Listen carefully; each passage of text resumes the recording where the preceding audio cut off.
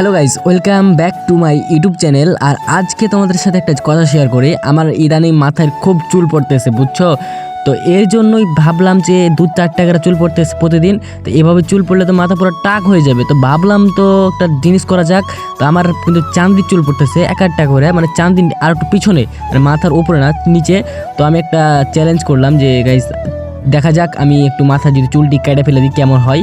তো চলো আজকে আমরা মাথার চুলটি কাটবো, তোমাদের সাথে শেয়ার করব আর টিপস কিছু দিব। চুল পড়বে না, তোমাদেরও এরকম হতে পারে।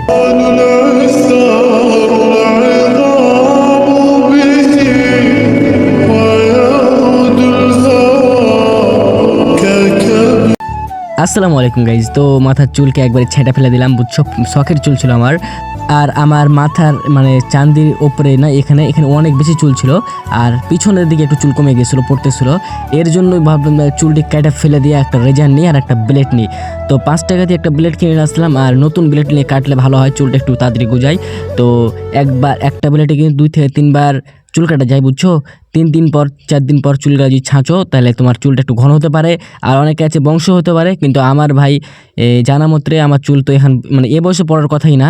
তো যাই হোক, দেখা যাক কী হয় আল্লাহর রহমতে। তো আমার ইদানিং এখন বর্তমানে গাইস আমার এই চুল কাটা হয়ে 4 দিন হয়ে গেছে, আর আমি কিন্তু একটু প্যারাই ছিলাম, এর জন্য ভিডিওটা আপলোড করতে পারি নাই। এখন আমার বর্তমানে যে চুলগুলা বের হয়েছে ভাই, একটাও চুল উঠতেছে না। তার মানে কপাল দেখছো ভাই, আমার ভাগ্যটা অনেক ভালো আল্লাহর রহমতে।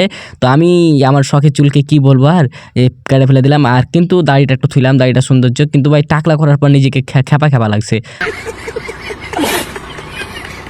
অনেক বড় হয়ে গেছি, এখন টাকলা করা উচিত না, কারণ হচ্ছে আম্মু বলতেছে। এর জন্যই যাই হোক করতে হবে, নিজের শখের জিনিস কাটে ফেলতে হবে, কারণ হচ্ছে দিনে দিনে তো বড় হচ্ছে, বুঝছো না? তো বড় হইলে যদি চুল পড়ে তাহলে নিজেকে টাকলা লাগে, খেপা লাগবে। তো যাই হোক, আমার দেখা যাক কী হয়। আর তোমাদেরকে একটা টিপস দিই গাইস, চুল কাটে ফেলে দাও এখন থেকেই, যদি পাতলা থাকে তাহলে।